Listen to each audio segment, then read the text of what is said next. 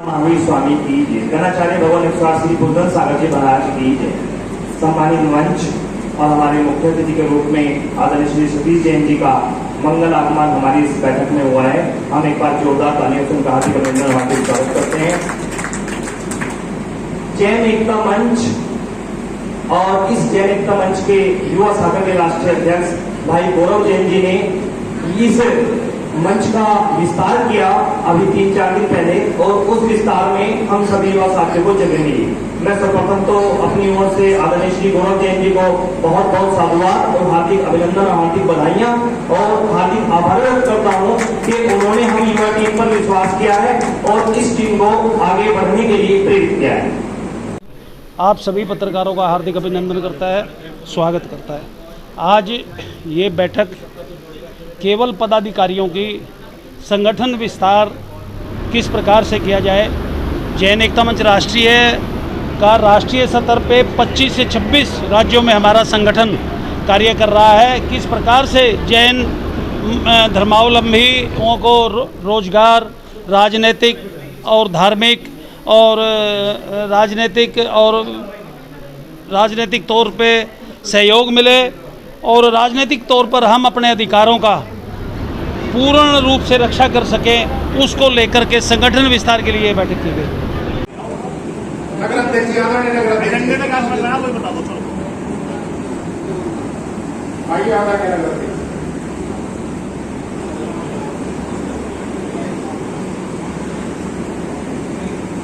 मैं गौरव जैन, जैन एकता मंच युवा शाखा का राष्ट्रीय अध्यक्ष।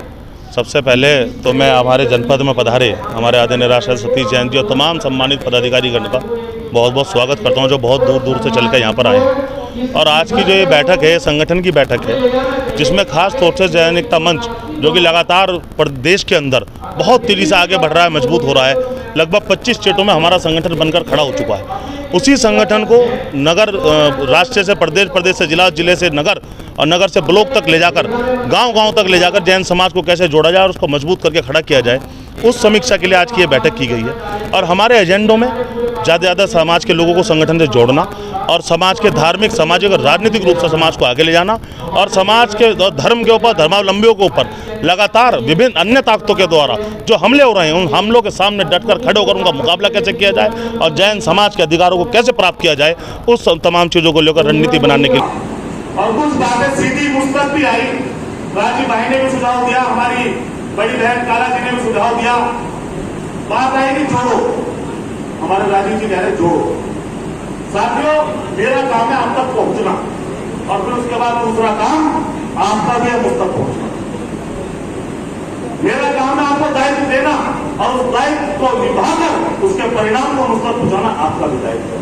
मैं 24 घंटे काम करने के लिए तैयार हूं, बशर्ते घंटा 2 घंटा आप भी।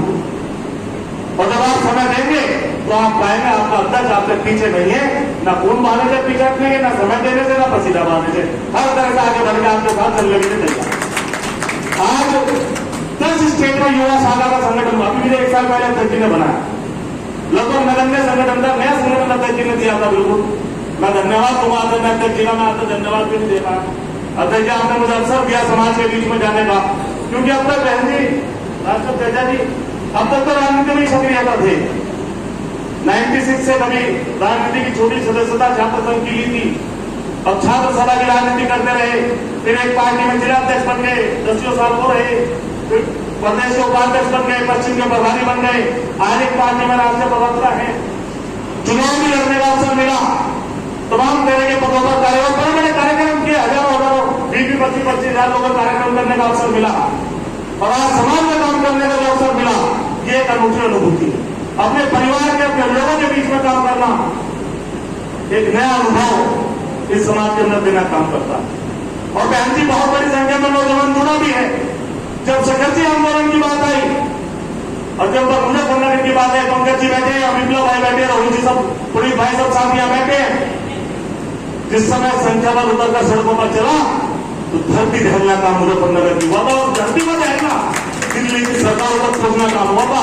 सारी पुलिस और सारी इंटेलिजेंस मुजफ्फरनगर के पदाधिकारियों के पीछे घूम रही थी कि आपने मुजफ्फरनगर में क्या कर दिया, अब पूछना 10,000 से ज्यादा संख्या नौजवानों को जिम्मेदार साहब योगी सड़कों पर थी, और जिसमें महिलाएं और बच्चे और नौजवान सहम नहीं सकते ऐसे थे जो लेकर शुरुआत से और आज तक पैदल चल रहा काम हुआ था। और बारिश हुई, प्रशासन लगा, पुलिस आई और तमाम तरह के प्रयास करके उस कार्यक्रम में मेरा प्रयास हुआ, लेकिन उस जैन एकता मंच का तमाम सकल जैन समाज के कार्यक्रम ने प्रशासन की चूल्हे हिलाकर उस कार्यक्रम को सफलता के साथ संपादित करना काम किया था।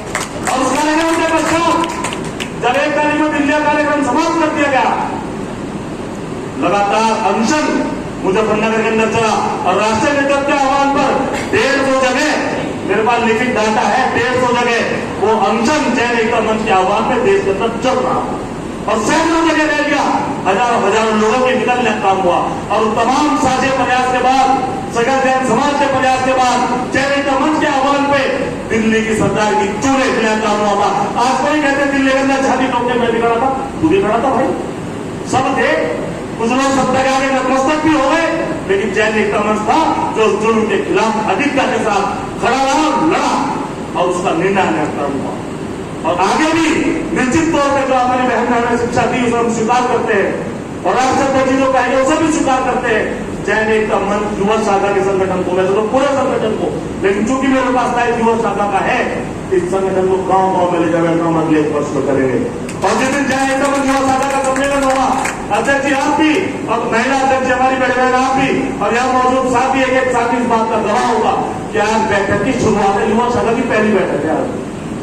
और जिस दिन सम्मेलन होगा, हिंदुस्तान के अंदर इतिहास का सबसे बड़ा सम्मेलन इन युवा साथियों को दम पर करने का हम लोग करेंगे। साथियों बस यही कहूंगा, बातें बहुत है, मेरे शोध का वहीं से कान खींच के भेजे थे गिरने के बाद हल्का रखिए, बातें बहुत है, मैं इतना ही कहूंगा, आज सब लोग मुट्ठी से मुट्ठी तान कर आगे बढ़ो। शिकंजी भी हमारा है, गिरनार भी हमारा है, संत भी हमारे, धर्म भी हमारा है, किसी की हैसियत नहीं होगी हमारी तरफ उंगली उठाने की कोशिश करते हैं। वो कहते हैं जब तक पर्वत बना दिया, किसी दिन गिरनार से क्या खुद ही प्लेट फाड़ डाला, हमें रोकने वाला नहीं।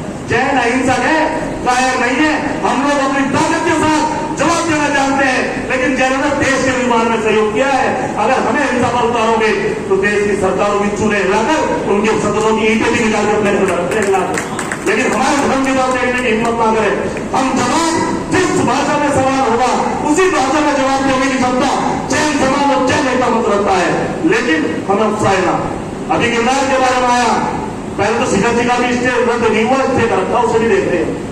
और गिरनार के बारे में आया कि एक बजट पास किया, अभी सुना हो ठंडी खबर है लेकिन सुना है, जिम्मेदार लोगों ने सुना है कि एक बजट पास किया और उस बजट के कागज पर लिखा दत्तात्रेय पर्वत। हम दत्तात्रेय का भी अपमान करते हैं, उनका भी सम्मान करते हैं, लेकिन जैन मंदिरों के टप्पियों पर किसी और का नाम कैसे लिखवा ले? जहां से जैन तीर्थंकर मर चुके हो उस धरती का अपमान कैसे करवा ले? जैन साधु संतों पर हत्या कैसे कसवा ले?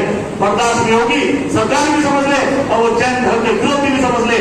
आज जैन समाज एक मंच पर मुद्दे बांध के खड़ा है, पूरी ताकत से आंदोलन करना पड़ा, आंदोलन घेराव करना पड़ा, घेराव, और जवाब जिस भाषा में देना पड़ा उस भाषा में देंगे, लेकिन जैन धर्म की अस्मिता पर सवाल नहीं करने देंगे।